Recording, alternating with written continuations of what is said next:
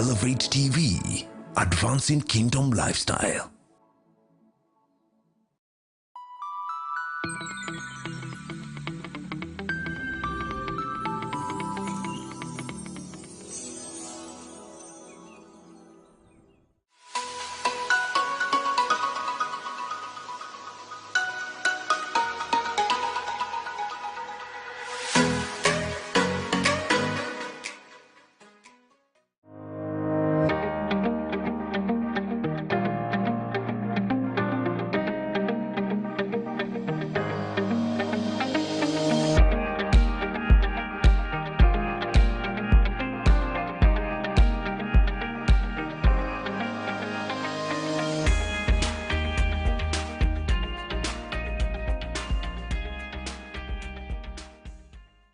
Ladies and gentlemen, welcome to another episode of the Gigi Report. I'm your host, Godfrey Gichuki. Glad you're tuned in. And make sure if you're following this conversation on our social media platforms, you share with your friends, and let's get the conversation underway. Today, we're going to be I'm speaking to some two guests here on the set. We're talking about the Christian CEO, how to make a difference. And I have two guests with me here. Irene, welcome to the show.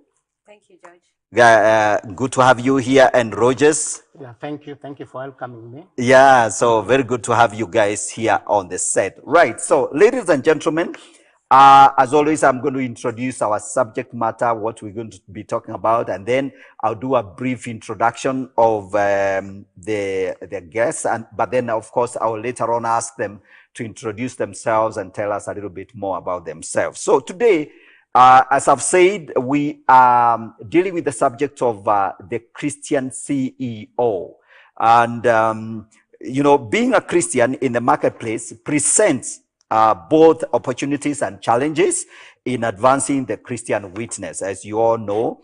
So the question is, how does a CEO make a difference? A Christian CEO for that matter. And how does the Christian CEO navigate through the moral and the ethical challenges associated with a very competitive business environment, as you all know, where there are winners and losers, and it can be very, very brutal indeed. So to help us address these issues, I have two wonderful people here with me. And like I always say, the Gigi Report is a platform for big, bold, and honest conversation on a broad range of subject matters: socio-economic, philosophical, theological, political, and everything in between. So today we're going to be talking about business. And so let me introduce our guests very briefly, and then we get the conversation underway. So my far right is Irene Karuga, and Irene is a financial services specialist who is founder and CEO of a leasing company offering sustainable financial solutions to micro, small, and medium enterprises, the famous MSMEs. And on my near right here is my brother, my friend, Rogers Odima, and he's a continuous improvement management consultant, very big in the areas of quality management, and he holds an MBA from Leeds University and has worked with very many organizations. So I have very, very interesting men, a man and a woman here. And so we'll get the conversation underway. So, karibuni.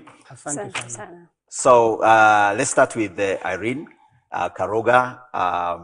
I always ask people to introduce themselves and tell us about their career very, very briefly and how you got to where you are today. Thank you so much, George, for having me today. I feel honored and privileged to be able to share my experience. So Irene Karuga is a mother. I have a 13-year-old daughter. I love God. And I have my educational background. I studied BCom in marketing from the University of Nairobi. But when I was there, I looked at marketing as an opportunity for me to be able to interact with people and make a difference. After that, I strengthened my education background by studying from the Chartered Institute of Marketing UK, because one of the things that I would really want to be is also influence things globally, not just locally. From there, I found myself in a financial services environment. I worked in a bank, an insurance company. And my aspiration when I started out, I was very clear I wanted to become a CEO by the time I was 40. So I was very driven from day one. And I worked towards that. I had the privilege of setting up 2 companies for banks. And then my last assignment, I was a CEO of a company. But then more recently, I set up my own company because I want to make a difference. Because as a Christian CEO, I realized my purpose is much more than just being a professional. I needed a vehicle that will help me apply my Christian principles. And that's why I made the decision to be an entrepreneur. All right. Absolutely. Okay. Very good. We'll be coming back to you, Irene. So, Rogers. Yeah, thank you, Pastor Gigi, for inviting me. Yeah, my name is Rogers Odima, and the way you introduced me, I've been in this field of total quality management for some time. In fact, I would say we were among the first Kenyans. Actually, there was a government project that trained me and another 2 colleagues. Yeah, they took us to America, India, Europe, just to benchmark about what are these quality practices that is different, say, between Kenya or Africa and, say, the America, Europe, Asia. So we actually went visiting quite a few companies in those places just to benchmark. So that has been my line, and so I've worked with many organizations. But before, of course, that total quality management, I worked with the government, I worked with PricewaterhouseCoopers, and that's when I joined now that it was a UN project. And after that, I formed this company that some of my colleagues, Continuous Improvement Management Limited. Okay.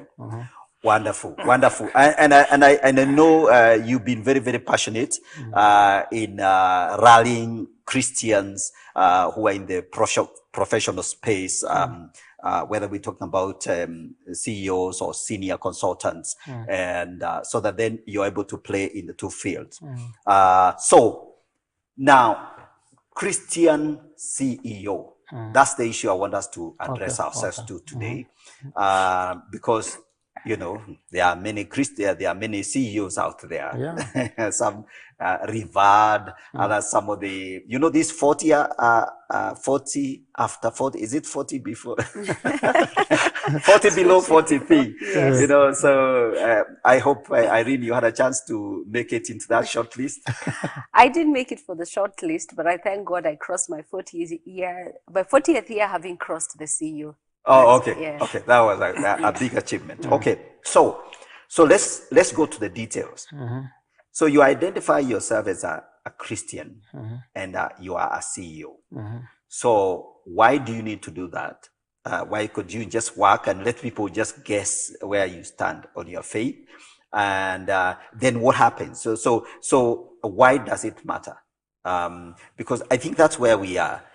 So there are, and I know there are very many Christian professionals quietly working behind the scenes in many organizations. But when you are CEO, obviously you are more visible. So why identify yourself as a Christian, as a CEO, and what does it matter? So, and maybe we can start with you, Irene. Okay, thank you.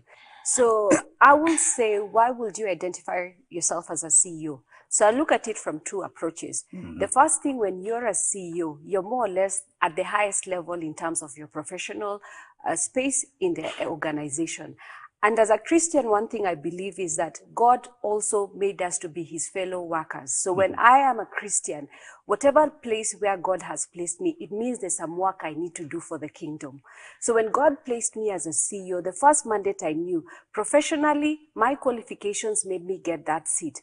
But as a spiritual and a Christian, I knew that God put me there as a steward because he wanted me to propel his work. So the reason why it mattered for me to take a stand and say that I'm a Christian is because when someone looks at me, they will measure me by my works, because people say they will know we are Christians by our works.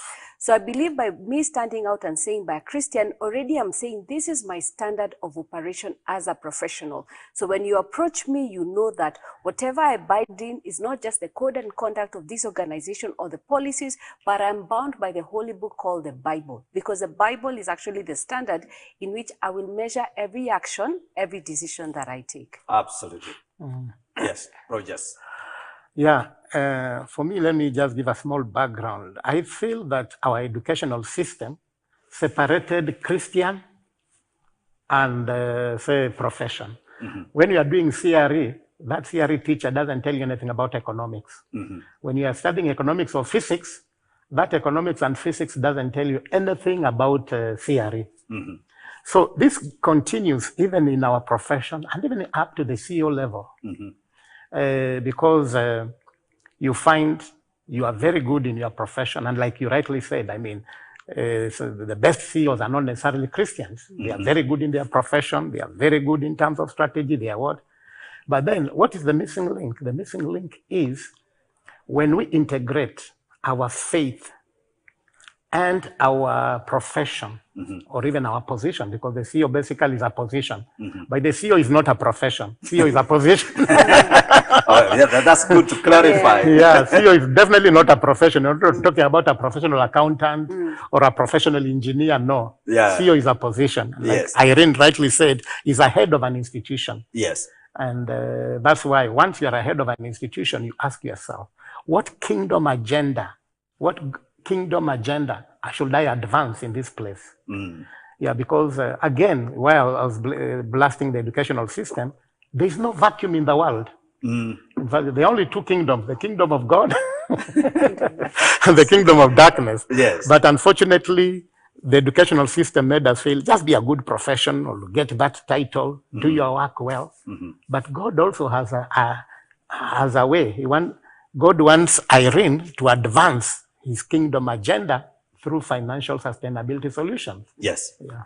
And the same thing for you. As you push, I like, management. As you train people how to manage better, and as you train and coach and mentor people how to be effective in running profitable organizations, and straightening them out. At the same time, you are interacting with real people. That is true. And so you want to bear out your testimony and be a witness for Christ, so that then you're not one thing at home or in church and another thing in the workplace. In the workplace. Okay, very nice. And then that brings in the issue of accountability, because your Christian CEO, sometimes you might have to make some very hard decisions.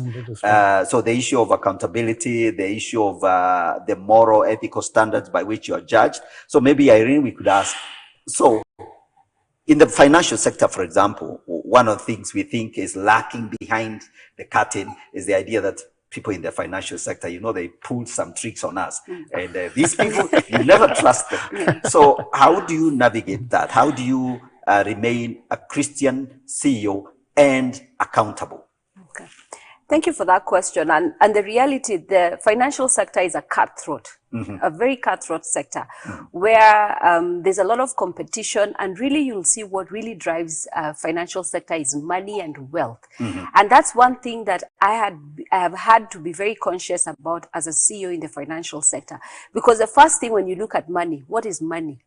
Money is just a tool like any other tool that you will need. But the reality is people have made money to be the beginning and the end, and they've made it their little idol. Yes. So one of the things that I've come to appreciate, and that has informed even how I approach my role in financial services, if I am offering money as a tool to support businesses, then the first thing I need to realize, first, it's not my money.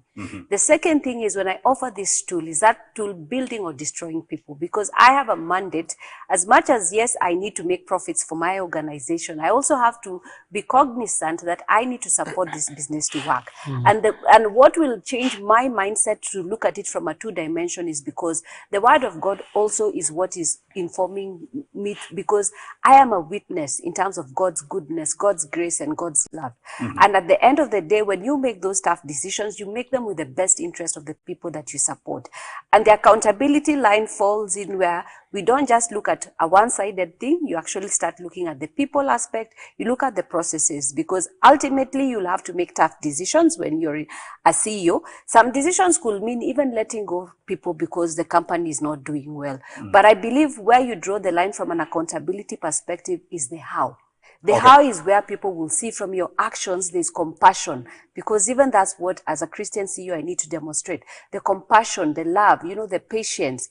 And that is what then separates me from any other CEO when I approach a customer, because I look at it from what was my purpose. Okay. All right. Yeah. So, Rogers, maybe the other issue, and you could speak into this, is the whole issue of, for example, and I know you're not in accounting, but since you're in quality, you probably also touch a little bit on the audit side of things. Yes, I do. So you're Christian CEO, and your company is really like, it's made a few very wrong moves, and you're Christian, and people are wondering, why is this guy, not really playing his role properly, and maybe the owners of the business are very unhappy with you. How do you still keep your testimony and be accountable, yet maybe perhaps there are some queries about maybe even audit queries or something like that. So you see, there are two types of audit queries. The first audit query will just be a normal compliance issue, but there could also be an audit query that is ethical. Yes. So I don't know which ones you want me to address. Do you want me to address the ethical one or the compliance one?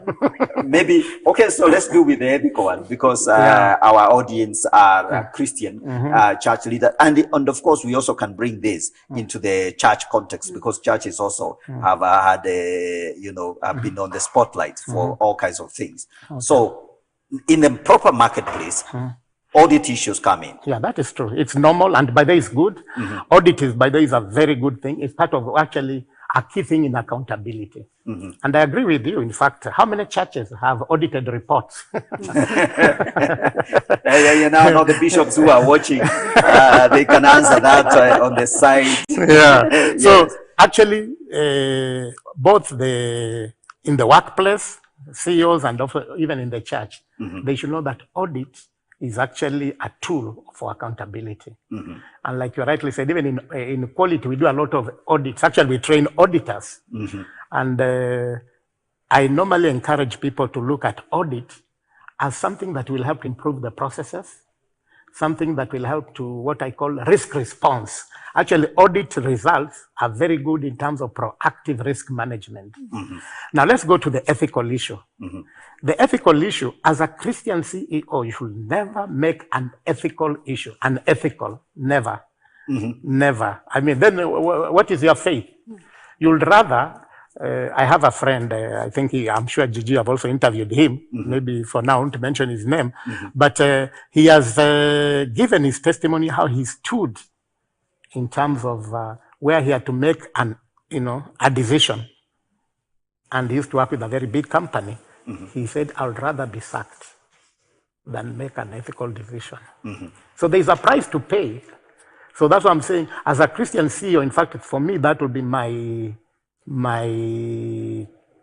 encouragement. Yes. That whether you're in church, wherever you are, wherever you're placed, whether in government, because CEOs are everywhere. Yes. And maybe I don't know whether we'll talk about our CEO forum, but no, we are going to that. Yes. By the way, even yesterday I was fellowshipping with Irene. She also said she had to pay the price for integrity. Yes. Yeah. So you really, as a Christian, there is no way you should make an ethical decision.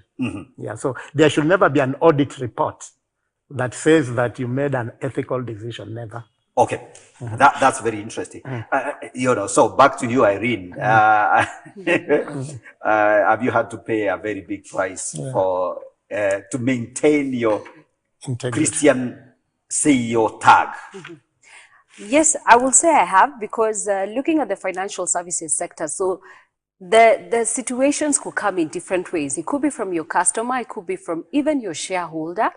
And the reality is, I never appreciated what the verse in 1 Peter about carrying your cross meant until I was put in a situation where I had to make a decision, and what guided me was my faith. Okay. And the biggest dilemma Christian CEOs will face in the marketplace is integrity. Right. And integrity is where you draw the line, and I say, and I've found myself in a situation where I actually had to say, I'll rather lose my job than take the decision, than I take the action you have asked me to do. And I said it very professionally, and I said with all due respect, I'm not in a position to do that, because I looked at the repercussions of my actions, not just because I needed to fit in a certain analogy, but I looked at what will it have, what will it speak about myself as a person who people know what I stand for.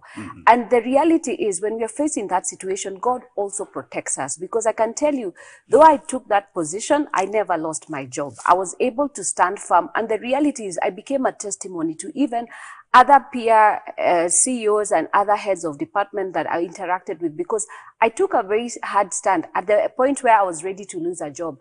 And that's when I really appreciated why it is important. But in those particular situations, what I know is God will always protect you and give you a way out. All right. So I'll always encourage anybody facing that situation is, and the reality is, there are ways to navigate it. It could be where you say, show me the document that gives me the authority to do what you've asked me to do. It doesn't necessarily mean you're saying no, but you're saying, give me the right authority and I'll act. Okay. Yeah. And I know we are not going to very specifics, but I know that as a CEO, obviously your signature means a lot. Yes. So there's a place where they are scheming. When I say they, I'm talking about the people who hired you, obviously. They say, no, we're going to get Irene here and she's going to sign this off. And then Irene arrives and says, no, I can't sign. And it's like, really? Absolutely. So that's very, very interesting. So you've had scenarios where you have had to say no. And that's very interesting. So as we wind this, because we want to now later on talk about the CEO forum. What are some of the other challenges that people pull off in terms of that challenge your integrity? Maybe as we were talking with Irene, you probably were remembering something else, and maybe you can give us another example. No, for me, you definitely, in business, you also want contract, you want tenders. Yes. Yes. In fact, somebody will say facilitation fee, yes, whatever fee. But I think as a Christian, you need then to come up with a decision and say, is it a must that I should get business in that way? Okay. Yeah. So, and many times I've had to say no. Many times. Okay. Many times, yeah. I think when you say no to a business, I think that's a price you pay for carrying the tag of a CEO, Christian CEO. Wow, amazing. Ladies and gentlemen, I'm sure you're following this conversation. I'm talking to Irene Karuga, a financial services specialist and playing in that space. And my friend here, Odima, he's been a consultant for many years. He's worked with very many organizations in this country. So it's very tough to be a Christian CEO, but you can make it. So don't go away. We want to continue with this conversation. We're going to take a short break. When we come back, I'm going to ask these guys to talk about a forum. They call it the Christian CEO Forum. And I'm going to ask them to tell us what it is about. And if you are out there as a Christian CEO, how can you get involved? And what are their aims and things like that. So we take a short break. We're coming back shortly.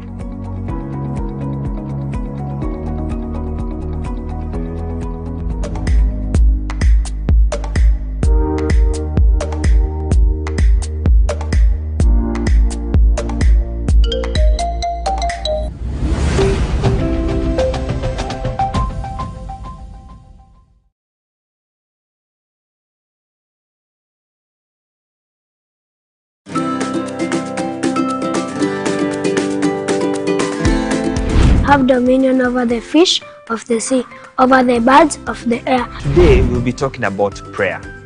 Who can tell me what prayer is?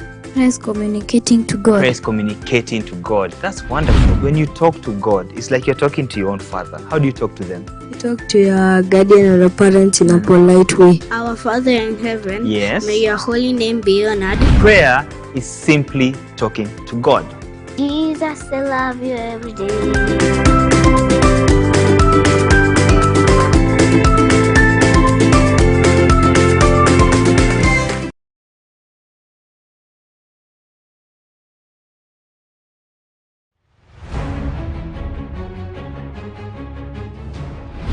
not every woman can become Okay. a pastor's wife. I get it. This thing called ministry has a way, an inbuilt mechanism of making you into a wife. Members are not happy with the pastor's wife. And the pastor is aware, and the wife is also aware there are issues. So, and the ball is at your court. Pastors should work with that expectation. And when they speak negative of our spouses, we shouldn't add surprise. The man of God should not allow the fire to spread. As soon as you hear about it, the first step is to encourage your wife. Pastor and hosting visitors in his house. The church needs to be mindful, respecting that space called the pastor's house. The pastor's view of his wife in ministry.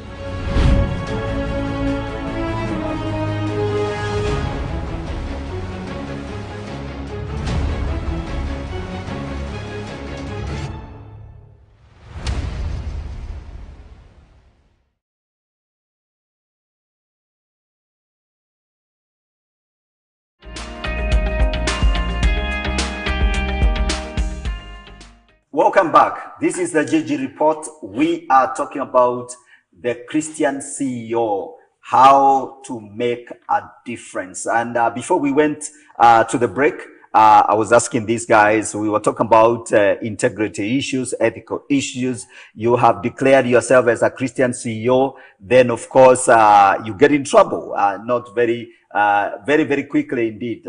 Things move very, very fast when you're sitting in that office. So you got to be prepared to deal with this. Now, ladies and gentlemen, as we come back to this conversation, I want us to talk about, and I want you to tell us about the Christian CEO Forum. So that's something we'd like to hear about. What is the forum about? And what are the aims? Why did you start this organization? I know, Rogers, you're the one who started. Yes. Okay, so you go first. Yeah. So basically, the Christian CEO Forum is a duly registered organization, and for all CEOs in the country. And the whole idea was, why can't we bring Christians? By the way, our main verse, our rallying verse is Proverbs 27:17, that says, iron sharpens iron as a friend sharpens the countenance of another. Okay. So by bringing the CEOs together, we sharpen each other. Gigi, you have experience that I can benefit. Irene has experience that I can benefit. So by bringing each other together, we actually can benefit, and even encouraging each other in this spiritual warfare. Because like you've heard people say that leadership can be lonely. Yeah, absolutely. Yeah, CEO, being a CEO can be lonely. Okay. But when you know that another CEO is also going through the same circumstances and was able to deal them like this, I mean, to have a particular solution, it encourages you. And of course, you also pray together. By the way, prayer is very key among the Christian CEO Forum. We actually have been taking even a whole day of prayer and fasting as CEOs, and we have been praying together. Absolutely. Yeah. Okay, Irene, so why are you in the Christian CEO, and what has been your experience like? Okay. I joined the Christian CEO Forum this year, and actually part of how I joined is a fellow CEO who had already been in the group. We had started doing business with them about 3 years ago.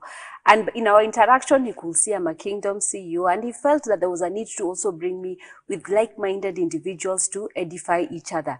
So when I joined the forum, I was very excited because every day we always have a devotional verse where we are able to have something to encourage us, even in our walks, in our journey as business leaders. And the reality is that's something you really lack, because the first thing is you're very lonely at the top, and that's the reality. Okay. As an entrepreneur as well and business owner, because we are a number of CEOs who are running our own businesses, you also want someone to know when things are tough, there's someone who can lift you up.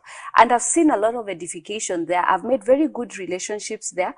And I remember even yesterday when we had the conversation with Rogers, and he even said what I do.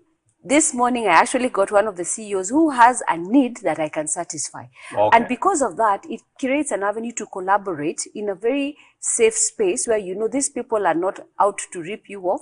They're coming to encourage you in your walk of faith. Absolutely. Yeah, and I think having people that you can be accountable, that somebody else can vouch for. Obviously, it's a very, very important you know, opportunity for you to network. So do you require, what do you require to qualify? Okay. Can a pastor join?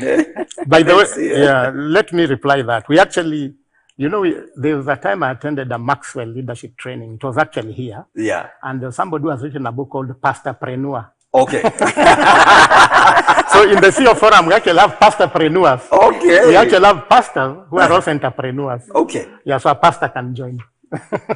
Now that's absolutely new to me. I didn't know that somebody has taken that idea to, you know, that far. Yeah, in fact, if you Google, you'll find it. Yeah, pastorpreneur. Wow, Yeah. that's amazing. Yeah. That's So we have quite a number of pastors, by the way. Okay. But they have not come in necessarily as they have come in as marketplace. In other words, that market, the entrepreneur bit of them is what has now made them join. Okay. Yeah, join the CEO forum. Absolutely. Absolutely. Okay. So Irene, a CEO job, like you say, is a very lonely job. It's lonely at the top. I don't know whether you also suffer from oxygen deficiency up there. So tell us about some of the challenges of being, you know, apart from the ethical issues. What are the other challenges of being a CEO? I know there is the work-life balance. We'll come back to that. But apart from that, what are the other challenges of working at the top? You know, staying in that office, corner office, very luxurious. What are the other challenges? I think the obvious one for everyone who leads a team is actually dealing with people. Okay. Because you deal with people with all calibers, and also though you're a Christian, not everybody is. So it takes you to be very wise in terms of how you deal with people, because you're even dealing with people who don't believe in God. So one of the biggest challenges you face in leadership, and I always say that's the toughest one, is dealing with people. But one of the things that you learn is when you're in a situation like that, and I like the fact that the CEO Forum has even HR practitioners who you can even exchange and say, how do I deal with this person as a Christian, so that then I am tough, but I'm tough in love. So those are the ways that's one of the biggest challenges I can see. The other one, which is obvious, is because, and I'll use the fact that I'm in financial services sector, you're accountable because you also want to make good decisions in terms of even credit. And you'll always meet people who are out to, of course, fleece you or to do something that is wrong. So the wisdom that comes in is when you're in a forum like that and you're able to do businesses with people who refer you to their contacts or their fears, what you notice is there's more confidence, because you know they're referring you to people who are genuine, they run genuine business and legitimate businesses, because the last thing you want to do as a CEO is to lose money either for your own business or even for your stakeholders. So, and that also brings back the question of accountability. The accountability means that I also have to be careful on how I manage the resources I have. Okay. So that's the other challenge I can say, that through that forum we've been able to navigate, because we are able to have a safe space where we can express our challenges. Absolutely. Okay. Very nice. Rogers, you have something else to add to that. So there are two issues. People. So people are quite, I think that's one, the primary responsibility of a CEO. You know, make sure everybody is doing what they need to do, so that then you can read your newspaper. But you can counter that and say CEOs don't read newspapers. They are absolutely overwhelmed. What are the other challenges? Yeah, recently, I'll give a practical, recently, there is one of the leading CEOs in this country. They are really facing a difficult challenge and want to, you know, business. Basically, there's no business. Okay. I mean, the business, you know, the turnover, the revenues have gone low. So you are faced with that. You know, you need to pay your suppliers, you need to pay your employees. And this is a CEO who is heading over 1,000 people. Okay. Yeah. So you can see, I mean, I had to encourage him. I sent him WhatsApp, just encouraging him, I'm praying with you. And he said, thank you very much. Yes. Yeah, so that challenge of just the business challenge, or even just organizational success challenge, it could also be an NGO where you are maybe have been relying on particular donor, you know, a funder, but all of a sudden the funding doesn't come. What happens? So the issue of just you know, how do you manage under very difficult resource constraints? Okay. Yeah. Okay. I think that's a very serious issue you've raised there. And is there maybe a problem of, say, a CEO, where if you're reading an organization and it's actually really like going down, it is not doing well. It's faced with the most monstrous problem called bankruptcy. You know, you might shut down. That is true. You know, is there a problem of maybe somebody taking it on themselves, or how do you really? I don't know whether, Irene, you've been in your career. Have you had to deal with an organization that has to shut down or something like that? Yes, actually I have, and the reality is you almost feel, especially when you're a CEO, you almost feel the weight of the organization is in your shoulders, actually. Though you may have even a board, you may have a shareholder, but you literally feel all these people are looking out to you, almost like their savior in terms of what direction and all that. Yes. But the reality is, and I think that's where I realized that the biggest difference when I look at it from different scenarios I have been in, when you're a CEO, sometimes all you need to do is turn to God and tell him, give me wisdom. Because the Bible even says, if anyone lacks wisdom, you know, you go to God and he'll freely give it to you. And I think that's what really makes a difference when you're a Christian CEO. You'll realize there are certain things you have no control over. I'll give a good example. During COVID, many businesses were affected. I mean, it was very disruptive. Yes. But I was telling Rogers, I led an organization where we did better in terms of cash than we did previously. And I cannot attribute it to any of my actions. I didn't get more business, but we were prudent in how we managed our resources. And funny enough, we managed them well and we actually collected more. So when I look back and I say, what really gave me that is sometimes where you say, you ask God, give me wisdom, help me know how to talk to these suppliers, because sometimes it's always, it could be even a conversation with a supplier. Can I suspend my payment by a day?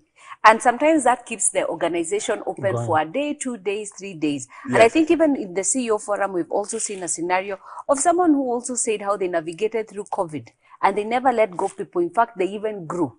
Okay. Yes. Absolutely. Yeah. And that's very, very serious. You know, dealing with some very complex, difficult nightmares. So let's now come to the other issue. So a CEO, the scenario is you're absolutely very, very busy. Show up at 5 a.m. I hear you CEOs. Let me say you CEOs. I like that. I hear you guys, you drive your cars at 5 a.m. And the rest of us, you know, the rest of us who are not serious in life. We're still sleeping. We're still sleeping. So that story, it's kind of like it paints this story of once you become a CEO, you are out of your house by 5 a.m. And you probably arrive at 10 p.m.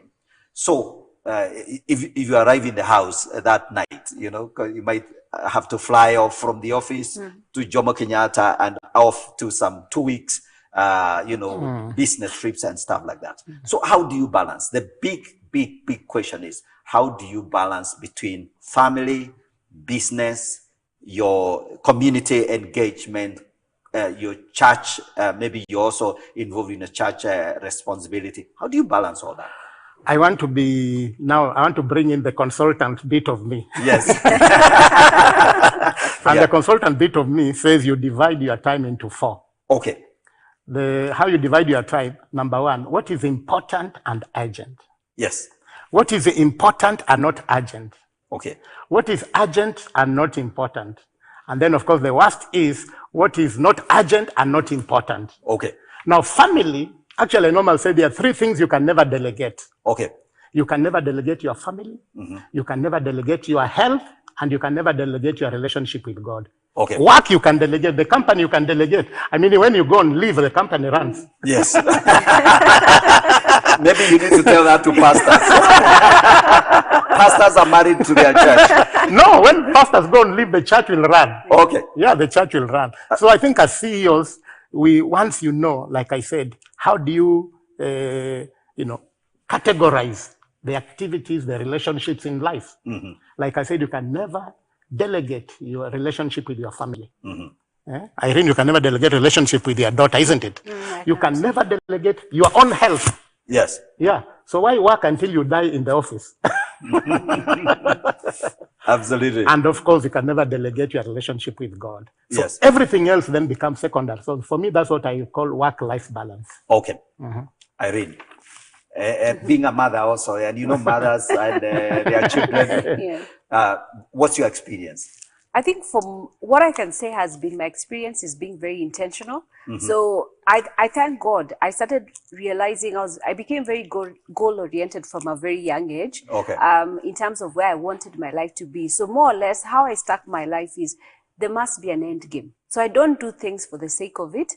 Being intentional means that I wake up every day and I say, what do I want to achieve today? Once I know what I want to achieve today, it means I'm working towards a purpose. And from that purpose, then I'm able to plan my life around that. So if you don't fit in my purpose for the day, I am free to postpone you to another time. And that has also helped me to balance out and say, I wake up early in the morning, the first thing I do, I read the word of God. And to make sure I am able to do that, I have my Bible on my phone as an app. I may not necessarily be able to carry the big Bible, but I have an app. So there's no excuse. The second thing is I can pray to God wherever I am. When it comes to my daughter, is we even have dates where we sit down with her and we discuss and we see what are the issues. If I'm late, she will know why I'm late. For church, for instance, I have house group on Friday. Even if you invite me, unless I have no way of getting out, I'll say my Friday evening is taken up. And because of that, I become very intentional on how I schedule. And that now brings in also when you're a CEO, remember one of the things that made you get there from a leadership perspective is your excellence. You're good at planning and organizing yourself. So there are certain attributes that you mix here and there that will now bring out how you're able to balance all that. There are those days where you have to sacrifice, but the reality is it can't be every day. Absolutely. Irene, I have one question for you. Because I know some of the people watching these programs would really wish to come. You know, they are always sending applications, you know, and then one of the things they say in their CV is that they are organized, you know, and I am highly organized and I'm able to work independently. Now, tell them, give them feedback. Tell them, no, we have had those stories, but we never believe any one of you. Do you actually think that it's easy? Is it easy or is it hard to organize yourself, to become really highly organized and disciplined?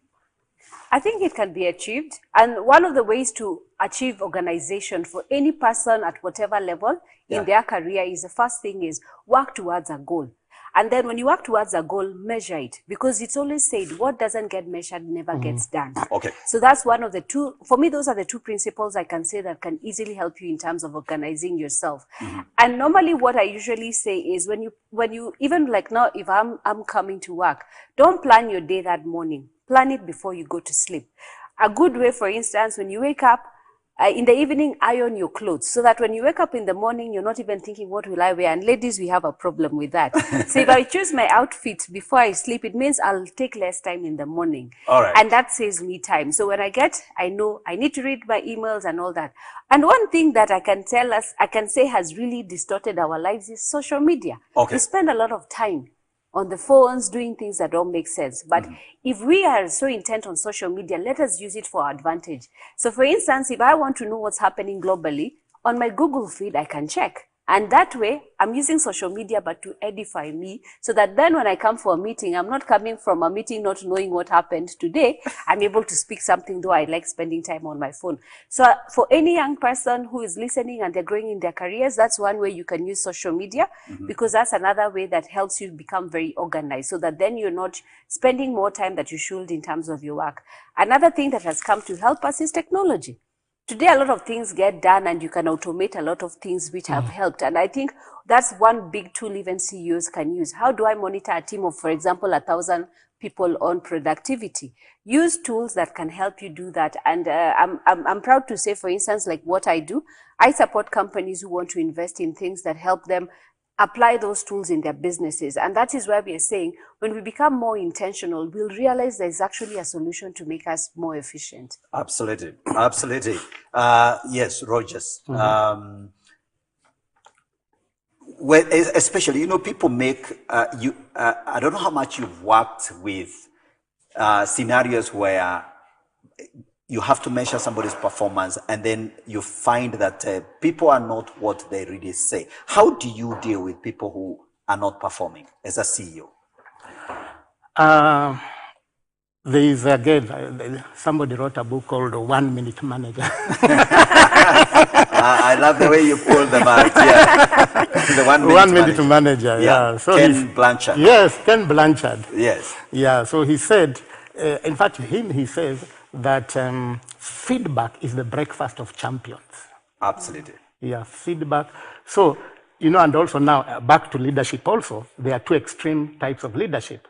Autocratic, if somebody does something wrong, you give him, go, you give him a warning, or even just kick him out. All right. But then there's also laissez-faire. People come late, you say, Paule, what happened? So you actually are not keen on the standards. Okay. But our God is a God of excellence. Yes. Actually, my favorite scripture nowadays as a consultant is 1 Corinthians 14:40. That says, let everything be done decently and in order. Wow. Yeah. So as a CEO, you should ensure that everything, including those employees, and I like what Irene said, are doing everything decently and in order. Okay, absolutely. Yeah. Now, as we begin to wind up, I always ask my guests, what else are we not talking about? Irene, there's something maybe we are not talking about. Talk about it. I think the only thing that I can say we're not really talking about, so one of the areas that I picked up, and this is mainly because I'm a woman leader, so we've been having conversations about boy child and girl child.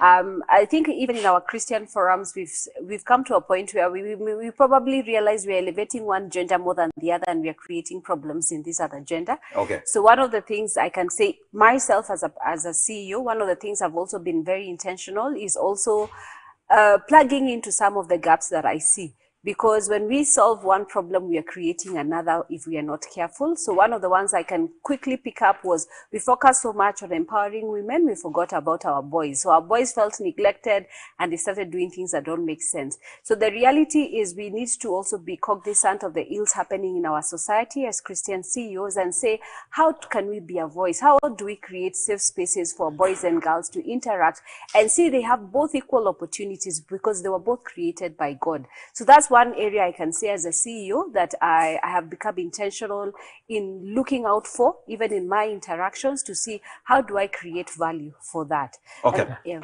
All right. Thank you. Thank you. I'm going to stop you there. Yeah, Rogers. No, for me, I see when CEOs, Christian CEOs come together, we should actually be a force of telling the country that we can actually be the Josephs and Daniels in this country. Okay. So in brief. Absolutely. Absolutely. So the Josephs and Daniels of this nation. And that's amazing. That's amazing. So ladies and gentlemen, I think we got to bring this conversation to a close. This, I believe, has helped you. You've learned. You've heard from these two CEOs, and they are members of the Christian CEO Forum. And you can get in touch with them, with Rogers, Odima, or Irene Karuga. You can check them out, as you know, on the social media platforms. These people will just pop up. You just check their name, their faces very well. And that's all we had for you. And thank you very much for staying tuned in. I've been your host, Godfrey Gichuki. This is the GG Report. We'll see you another day, same time, same channel. Keep it elevate, and God bless you. Bye for now.